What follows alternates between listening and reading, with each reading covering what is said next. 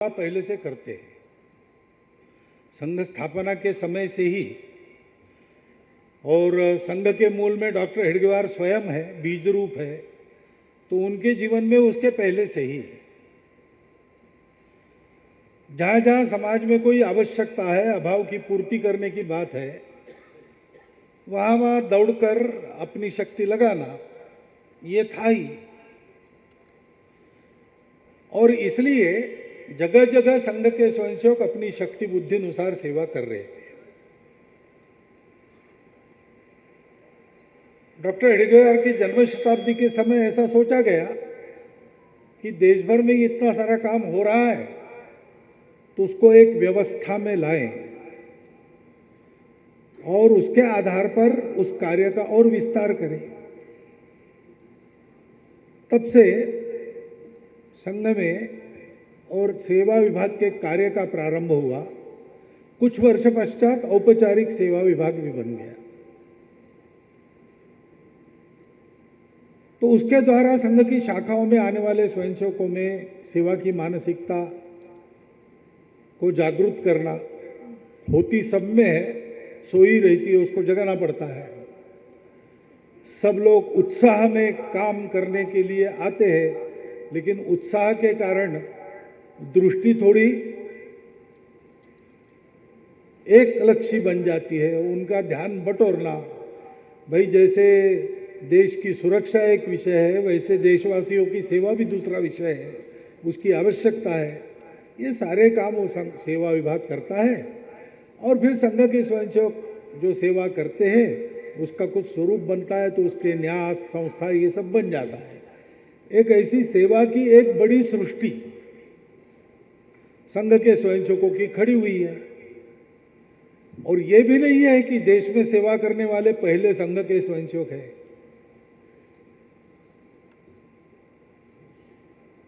हमारे देश में ये सेवा का मंत्र तो पहले से दिया गया है। अभी एक बार ऐसा सोचा गया कि सेवा कहने के बाद, सर्विस एक्टिविटी ऐसा कहने के बाद सामान्यतः देश के प्रबुद्ध जन मिशनरियों का नाम लेते हैं।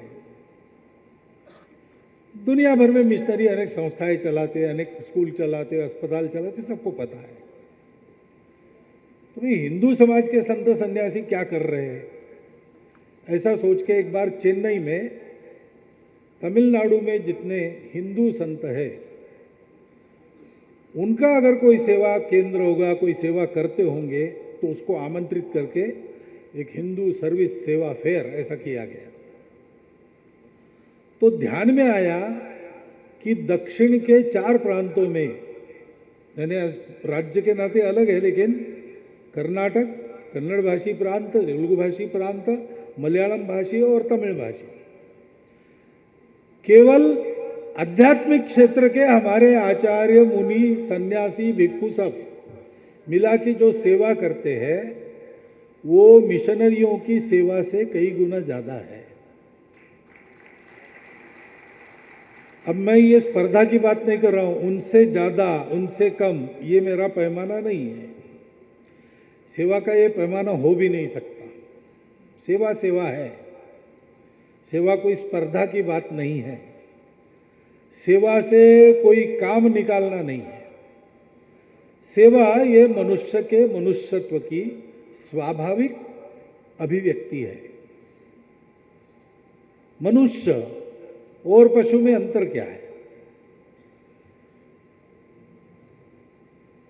तो पशु को संवेदना होती है, नहीं होती है बिल्कुल ऐसा नहीं। एखादे घर में एखादा व्यक्ति गुजर जाता है तो उस घर की गाय 3 दिन खाती नहीं, उस घर का कुत्ता खाना पीना छोड़ देता। ऐसे कई प्रसंग प्रत्यक्ष लोगों के अनुभव में है, उनको भी समझ में आता। संवेदना सबको होती है, लेकिन संवेदना पर कृति करना ये गुण मनुष्य का है, उसको करुणा कहते हैं। अभी G20 हुआ, G20 में एक C20 भी हुआ, सिविक 20 ऐसा। तो वो नागपुर में कार्यक्रम संपन्न हुआ अभी कुछ दिन पहले। उसमें हमारे देश के नोबेल पुरस्कार विजेता कैलाश सत्यार्थी जी आए थे, विवेकानंद केंद्र की उपाध्यक्षा निवेदिता भिड़ी जी आई थी, तो वहाँ आए थे। तो सत्यार्थी जी हमारे उत्सव में अध्यक्ष के नाते आए थे। निवेदिता जी का घर संघ का है, तो ये लोग मिले वहाँ नागपुर में, मैं भी था उस दिन। क्या हुआ G20 में, अमृतानंद माता जी का कीनोट एड्रेस हुआ, उनकी अध्यक्षता C20 के लिए थी। तो उन्होंने और कैलाश जी ने ये विषय रखा वहाँ पे कि हम ग्लोबलाइजेशन की बात करते हैं तो हमको करुणा का भी ग्लोबलाइजेशन करना चाहिए, यानी संपूर्ण विश्व में करुणा ये कुछ करने का आधार होना चाहिए। अंतर्राष्ट्रीय संबंधों में भी करुणा ये आधार होना चाहिए। और उसको बताते समय तीनों ने ऐसा कहा कि केवल संवेदना से काम नहीं चलता, तो संवेदना के आधार पर कृति होनी चाहिए। अगर किसी का दुख मुझे दुख रहा है, उससे मैं दुखी होता हूं, अच्छी बात है, लेकिन केवल दुखी होने से काम नहीं चलता। उस दुख का इलाज करने के लिए हमको दौड़ना चाहिए। ये करुणा है, और इस करुणा को हमारे यहाँ धर्म के 4 पैरों में एक स्थान दिया है। सत्य के बाद करुणा का स्थान, सत्य, करुणा, शुचिता, उपेक्षा, ऐसे 4 पैर कहे जाते हैं। उसमें सत्य के बाद करुणा है, क्योंकि ये करुणा भी सत्य की तार्किक परिणति है, लॉजिकल कंक्लूजन है। क्योंकि सत्य क्या है, हम सब एक ही तत्व से अनुप्राणित है। अगर हम सब एक है अंदर से, तो मैं अकेला सुखी हूं, बाकी दुखी है, ये मुझसे देखा नहीं जाएगा। जैसे पीरामल जी ने कहा कि मुझे जो कुछ मिला है वो सबको देने के लिए मिला है।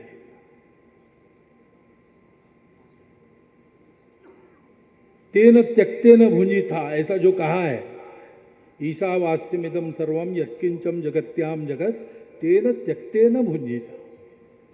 मेरे पास जो है वो सबके लिए देकर जो बचता है उसमें मैं मेरा चलाऊं,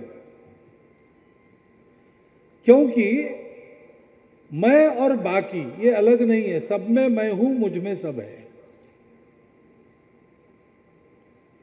सेवा जैसे मनुष्यता की स्वाभाविक अनुभूति है, वैसे सेवा इस सत्य की प्रत्यक्ष अनुभूति है।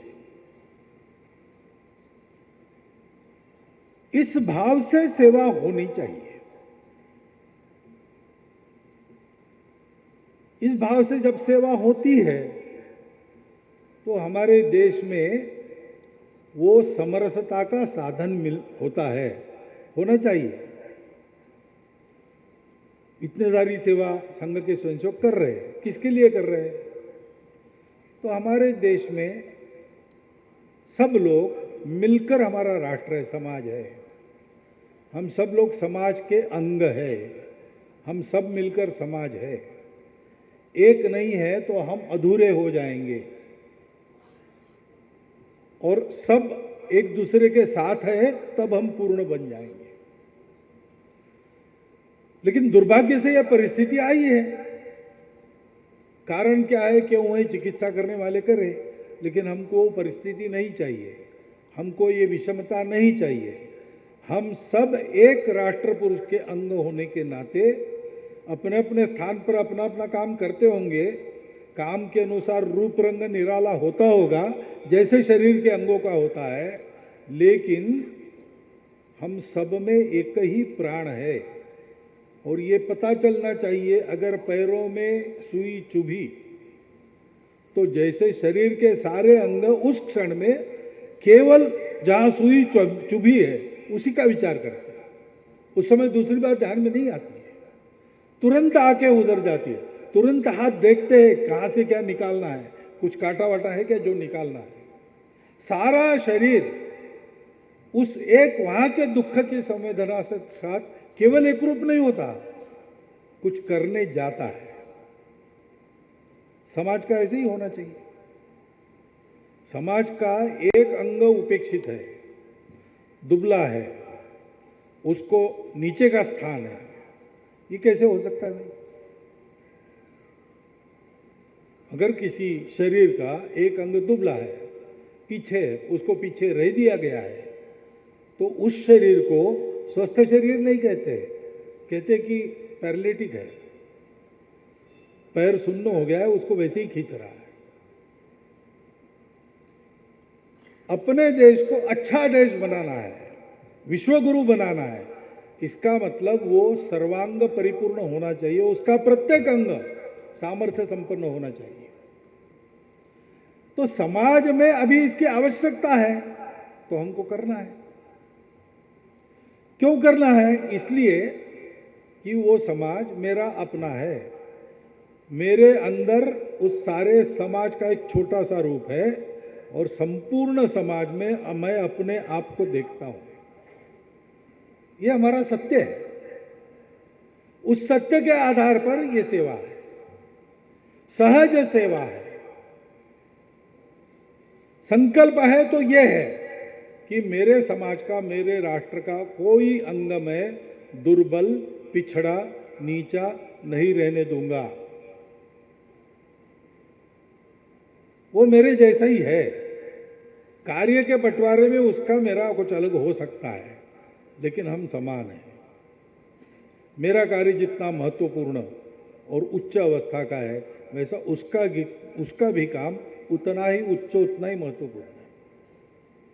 श्रम की प्रतिष्ठा सर्वत्र है और कोई भेद नहीं। धीरे धीरे बढ़ना पड़ेगा। महाराज जी ने जो कहा है ना, एक एक बात बहुत स्पष्ट कही है उन्होंने। आपको क्या लगा मुझे पता नहीं, तालियां तो आप बजा रहे थे, लेकिन जो कहा है वो एक एक बात सत्य है और उसका विचार करके उसके अनुसार ही आज ना कल हमको चलना ही पड़ेगा।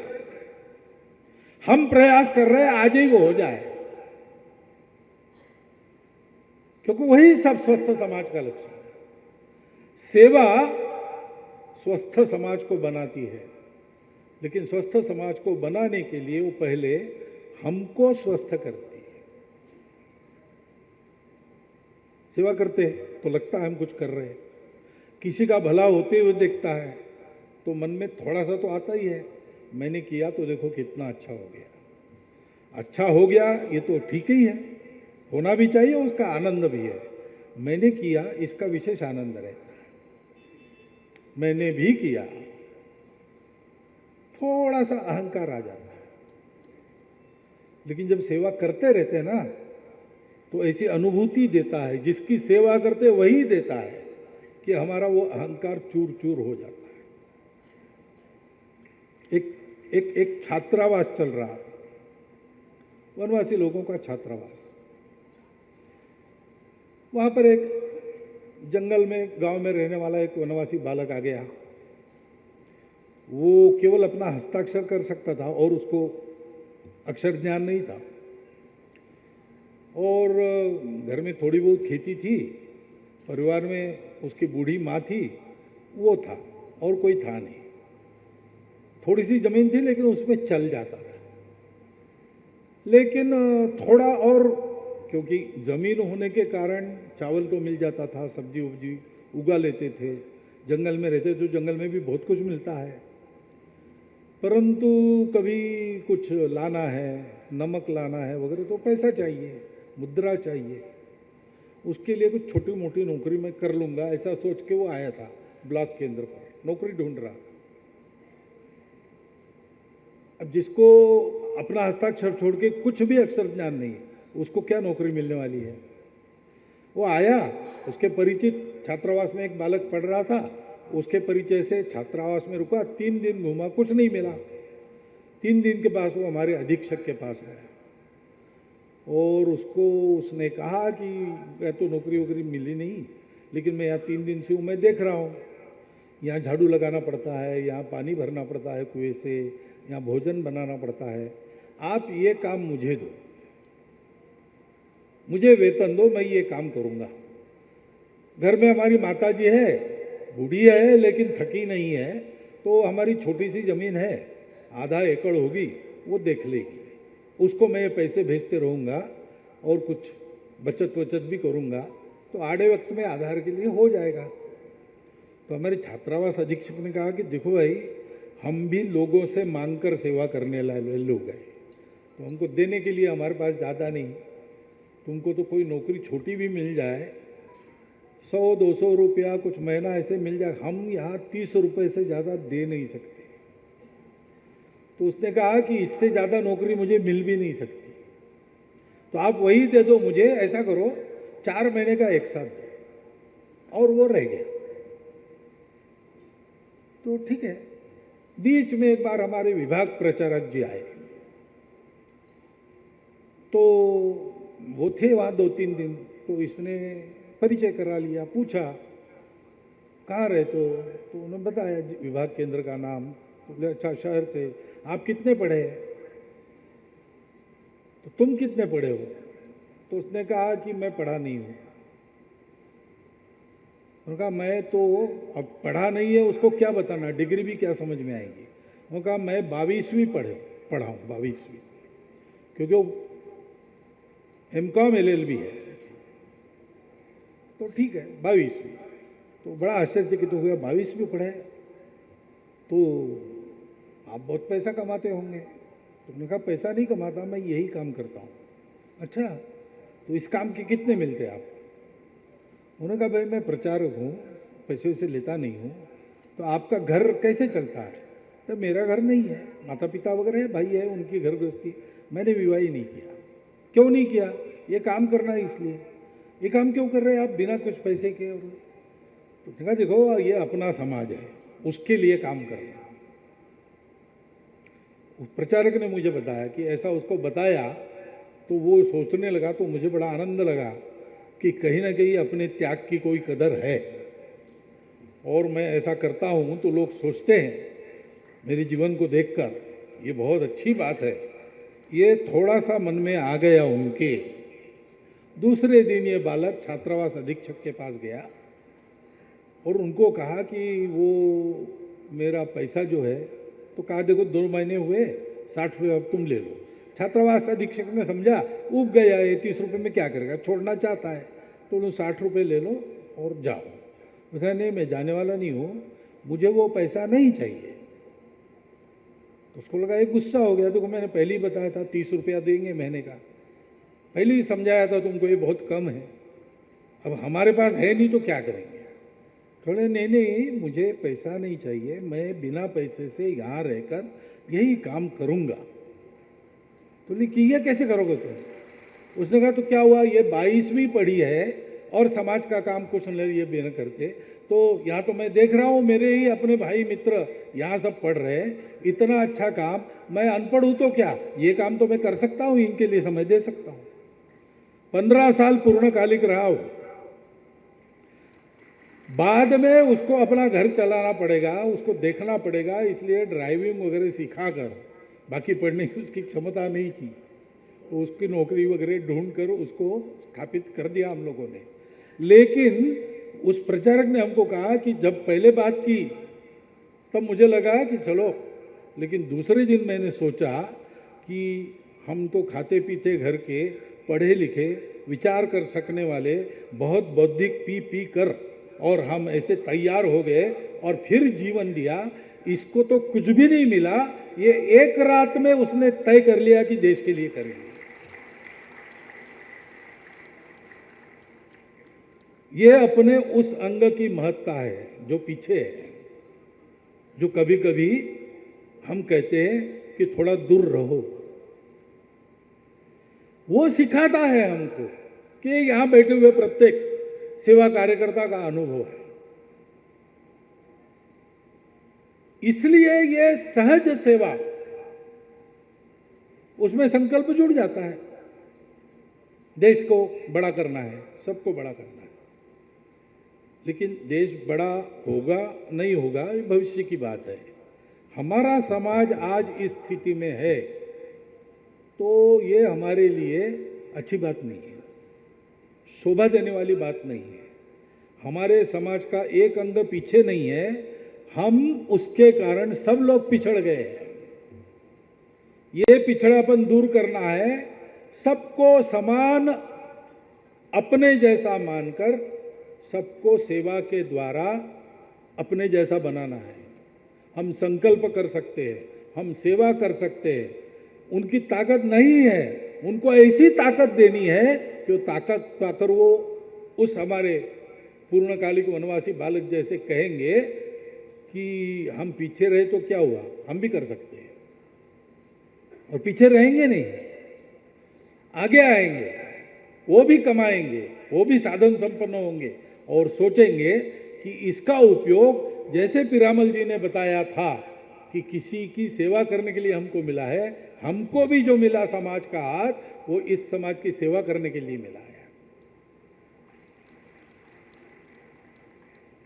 देने वाला देता जाए, लेने वाला लेता जाए, लेते लेते लेने वाले ने एक दिन देने वाले का हाथ ही ले लेना चाहिए, ऐसी अर्थ की एक मराठी कविता है। हमारी ये सेवा, अपनी ये सेवा, हम सबकी ये सेवा ऐसी होनी चाहिए कि जिनकी हम सेवा करते हैं वो आज उनको मजबूरी में लेने वाला बनना पड़ रहा है, लेकिन कल वो देने वाले बनेंगे और बनते हैं। क्योंकि सौभाग्य से जिस भक्ति आंदोलन का उल्लेख महाराज जी ने किया, उस भक्ति आंदोलन के कारण भारत का समाज ये वास्तविक मनुष्यों का समाज है। उनके अंदर ये करुणा है, केवल संवेदना नहीं है। और इसलिए जब संघ के स्वयंसेवक सेवा करने लगे तो उनको ये भी ध्यान में आ गया कि अपने देश में कोई अकेले हम नहीं हैं, बहुत लोग बहुत प्रकार से सेवा कर रहे हैं। हम ये जानते हैं कि दूर दूर से लोग आए, हजारों मील दूर से आए, उन्होंने हमारी सेवा की। हम ये नहीं जानते कि उनके आने के पहले से हम बहुत सारी सेवा कर रहे थे, कर रहे हैं और करते रहेंगे, क्योंकि सेवा का जो कारक है करुणा, वो करुणा हमारे धर्म के 4 में से एक पैर है। हमारा समाज धार्मिक है, उसके मन में ये करुणा है और इसलिए करते रहता है। परंतु थोड़ा ये जो सहज सेवा है उसको सदिश करना, संपूर्ण विश्व में इस करुणा के आधार पर अगर चलना है, आज जो स्वार्थ के आधार पर चलता है, आज जो स्पर्धा के नाते चलता है, उसके बजाय हम एक कुटुंब है, इसलिए अपनेपन के आधार पर, संबंध के आधार पर, करुणा के आधार पर चले, ऐसा करना है तो उसका उदाहरण तो भारत को ही रखना पड़ेगा और उसके लिए भारत को बड़ा होना पड़ेगा। भारत को बड़ा होना है तो भारत के प्रत्येक व्यक्ति को वो स्वयं बड़ा हो सके इस स्थिति में लाना पड़ेगा। इस दिशा में इन सारे सेवा कार्यों को सदिश बनाना, समन्वित बनाना। इतने सारे लोग सेवा करते थे, कर रहे हैं, आगे भी करेंगे, लेकिन वो दिखते नहीं है। क्यों नहीं दिखते? नहीं दिखना एक अच्छी बात है, अहंकार काम नहीं करता। सेवा जितनी गुप्त रहे उतना अच्छा है, लेकिन जिस स्थिति में आज हम हैं उस स्थिति में ये सेवा दिखती नहीं है। ना केवल पेपर में नहीं दिखती, ऐसा नहीं है, उसके कुछ परिणाम नहीं दिखते। क्यों नहीं दिखते? इसलिए नहीं दिखते कि वो सदिश और परस्पर पूरक नहीं है। वो अगर ऐसे बनेंगे तो ये सेवा अल्पावधि में एक सर्वांग सुंदर, जिसके सब लोग समर्थ स्वावलंबी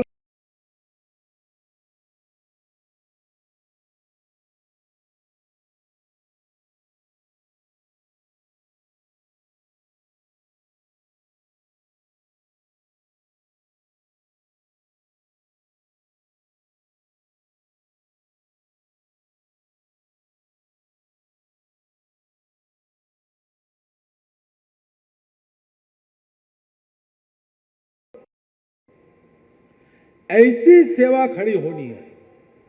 और इसलिए पहले तो